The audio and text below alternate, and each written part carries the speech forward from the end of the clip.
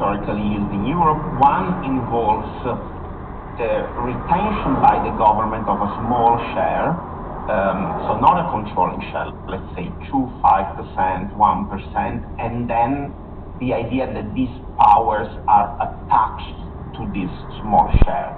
The other case is instead countries that would fully privatize a company and then retain some powers, but they are not tied to the direct ownership of a share. And actually, the European Court of Justice ruled that the second type of golden share is not in line with European competition law. And why?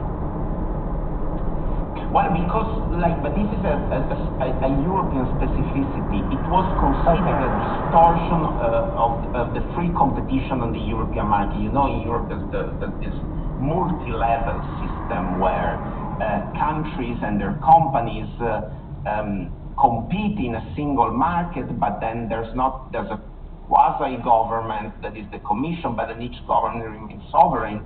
The idea is if a country in this space that has its specific rules on competition creates a golden share without tying it to direct ownership, this would be considered a distortion of competition.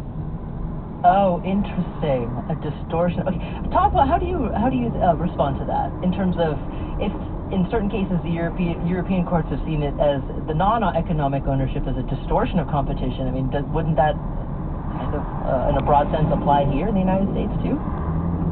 Well, yeah, and I think that the difference between the U.S. and the EU is that the EU's sort of constitutional documents date to what scientists and historians would call the quote-unquote neoliberal era, meaning the era where you sort of have this more of a belief that the government exists to sort of service the interest of private capital. And so, the EU's rules are much stricter than the U.S. Constitution when it comes to things like regulating mergers, acquisitions, golden shares, and so it's not surprising that Europe would sort of be more restrained right now in terms of how it can use some of these golden share arrangements, relative to the heyday of the 80s and 90s. But in the U.S. context, it's also been looked down upon by sort of most mainstream economists to use tools like this.